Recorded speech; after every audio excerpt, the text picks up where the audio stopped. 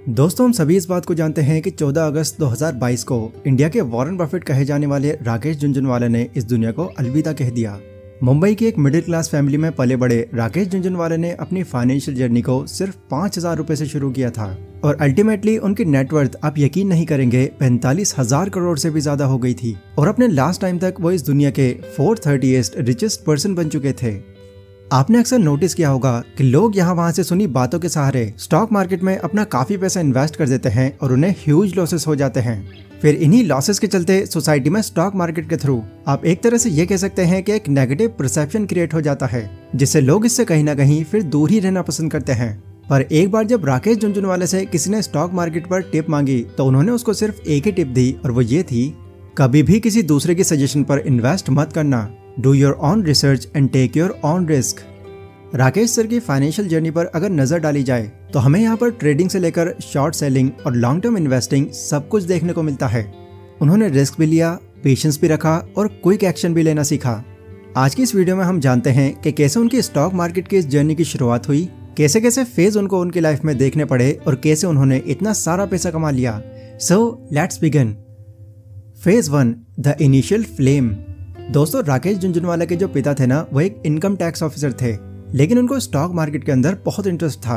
वो अक्सर अपने दोस्तों के साथ स्टॉक मार्केट के अप्स एंड डाउन्स को डिस्कस किया करते थे।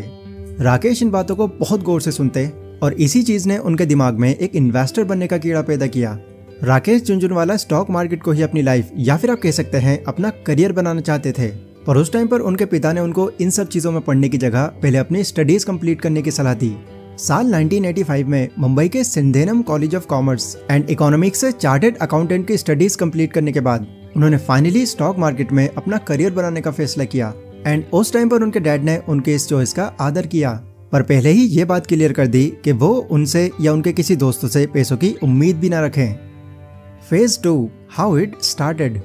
जब राकेश झुनझुनवाला को कोई फाइनेंशियल सपोर्ट नहीं मिला तो उन्होंने अपनी 5,000 रुपए की सेविंग से स्टॉक ट्रेडिंग करने का सोचा और ट्रेडिंग शुरू भी कर दी, जिससे उनको शुरुआती फेज में ही थोड़ा थोड़ा प्रॉफिट मिलना शुरू हो गया।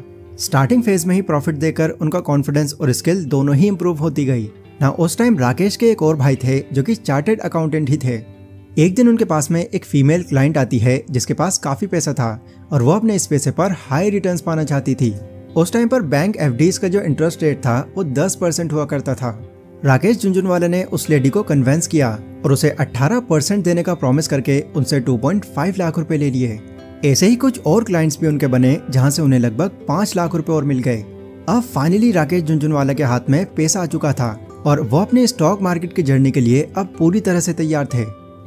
Phase 3, the first big profit. 1986 में राकेश झुनझुनवाला ने अपना पहला सबसे बड़ा प्रॉफिट अर्न किया। इस साल उन्होंने टाटा टी के शेयर्स खरीदे जिसका प्राइस लगभग उस वक्त 43 रुपए पर शेयर था।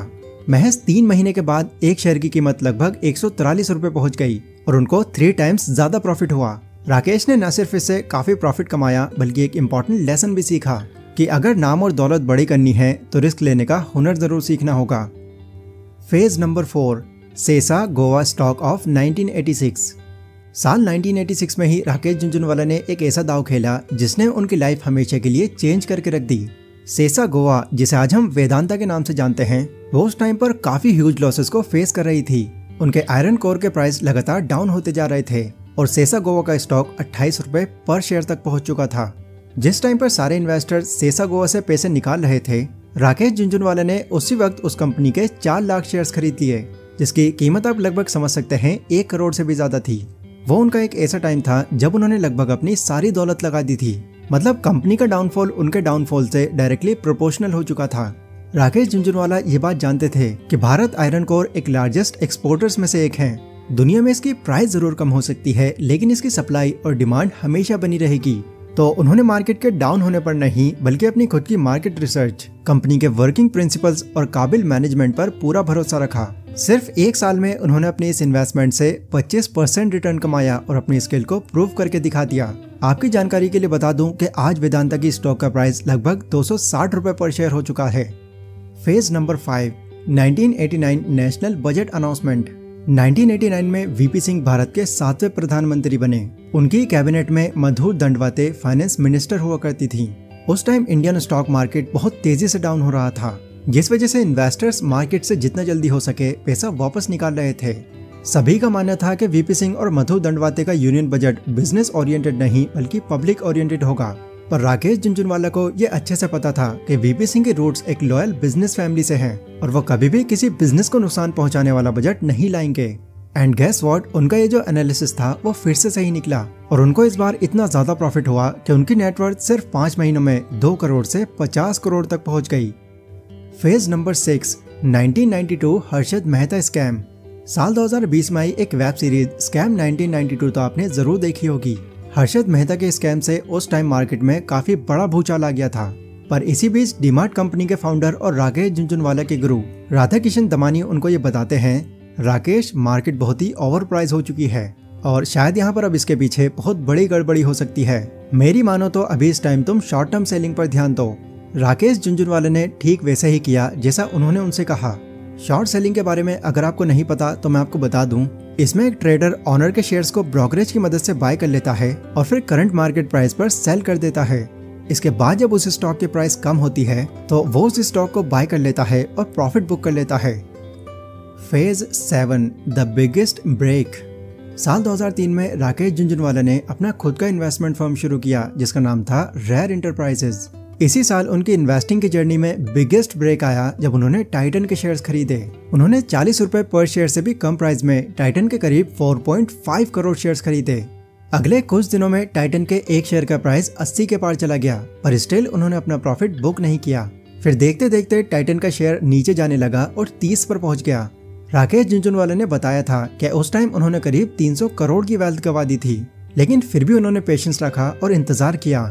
उनका फंडामेंटल एनालिसिस कहता था कि कंपनी के प्रॉफिट और उनकी सेल्स में कोई कमी नहीं आई, मतलब आज नहीं तो कल टाइटन के शेयर का प्राइस बूम जरूर करेगा। और जैसा उन्होंने सोचा था बिल्कुल वैसा ही हुआ। अभी के टाइम में टाइटन के एक शेयर का प्राइस 2600 रुपए का है और उनके लिए ये कहीं ना कहीं मल्टी बैगर साबित हुआ। Phase number 8, other investments. साल 2006 में राकेश झुनझुनवाला ने मल्टीनेशनल फार्मास्यूटिकल कंपनी लुपिन के शेयर्स खरीदे और किस्मत से इसने भी उन्हें 5 टाइम्स ज्यादा रिटर्न्स दिए। लुपिन के अलावा उन्होंने क्रिसिल, पराज इंडस्ट्रीज, अरबिंदो फार्मा और एनसीसी जैसी कई कंपनीज में इन्वेस्ट किया एंड अपनी लगभग हर इन्वेस्टमेंट से उन्होंने अच्छा खासा प्रॉफिट जनरेट किया। फिर दिसंबर 2021 में ही उन्होंने अकासा नाम की एक लो कॉस्ट एयरलाइन सर्विस में इन्वेस्ट किया।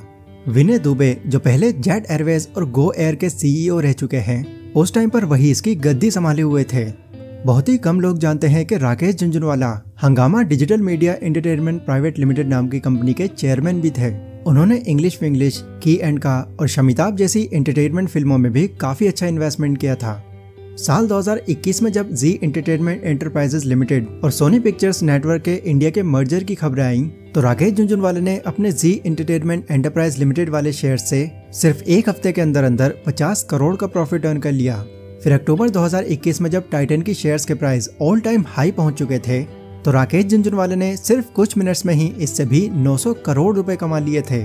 इन्हीं तरह की इंटेलिजेंट इन्वेस्टमेंट्स के चलते राकेश झुनझुनवाला ने इंडियन स्टॉक मार्केट में बिग बुल का टाइटल हासिल किया। Phase number 9, biggest mistake. जब साल 2005 में राकेश झुनझुनवाला ने मुंबई के मालाबार हिल्स में एक फ्लैट खरीदने के लिए क्रिसिल के 27 करोड़ रुपए के शेयर्स बेच दिए थे, तो इस चीज को उन्होंने अपनी लाइफ की सबसे बड़ी मिस्टेक माना, क्योंकि उनके फ्लैट की जो कीमत थी वो 70 से 80 करोड़ तक जा सकती थी।